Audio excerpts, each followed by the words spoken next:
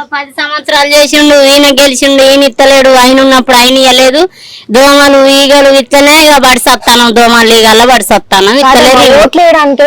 ఓట్లేసడానికి అయితే వస్తాను, మీకు ఇల్లు ఇస్తాం, మీకు అన్ని చేస్తామని చెప్తాను. అప్పుడు అడిగితే చేస్తామమ్మా, మేము చేస్తాం, మేమైతే గెలిచినాక చేస్తాం, మీకు ఇండ్లు ఇస్తాం, అన్ని ఇస్తాం, పింఛన్లు ఇస్తాం అని అన్ని మాట్లాడింది. ఏది లేదు. 9 సంవత్సరాలు వినయ్ భాస్కర్ చేయలేదు, ఇప్పుడు వచ్చిన నాయని రాజేందర్ రెడ్డి చేస్తారంటే చేయలేదు. మరి మొన్న వచ్చినప్పుడు ఏమన్నారు? మొన్న అందరు వెళ్ళి మాట్లాడిన కదా, కొంతమంది వెళ్ళి ఉన్నారు కదా ఇల్లు. ఎంఆర్ఆవు నేను కలెక్టర్ ఎంఆర్ఆవు వచ్చి ఎల్లగొట్టిండు. నేను ఎమ్మెల్యేతో మాట్లాడతాను, కలెక్టర్ అమ్మతో మాట్లాడి మీకు ఇండ్లు ఇప్పిస్తా, మీరు పోవాలని వారం రోజులు చీకట్లని ఆడ ధర్నా చేసుకుంటున్నాం. ఆయన వచ్చి చెప్పిండు, చెప్పి తెల్లారే చనిపోయిండు. ఆయన చనిపోయిన తర్వాత ఎవరు రాలే. మళ్ళా 20 తారీఖు వాయిదా వేసిండు. రేపే 20 తారీఖు తాళాలు బల కొట్టుకొని పోవుడు.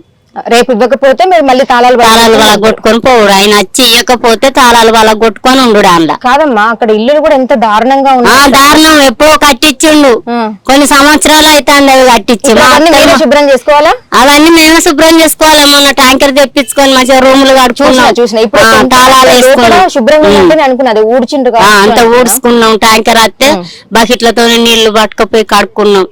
ఇప్పుడు ఆ ఇండ్లు మీకు ఇచ్చిండ్రా నెంబరింగ్ సిస్టమ్ వేసి ఈ పలానా బ్లాక్ లో ఈ హౌస్ మీది? ఇంకేమి ఇవ్వలేదు, ఇంకేమి ఇవ్వలేదు. మీరే వెళ్ళిపోయింది. ఇది మేమే వెళ్ళిపోయినాం. ఇక చూసి అష్టకత్తాలు వచ్చేది వర్షాకాలం, ఈ చెట్లు ఎడబడతాయని భయానికి పోయినాం.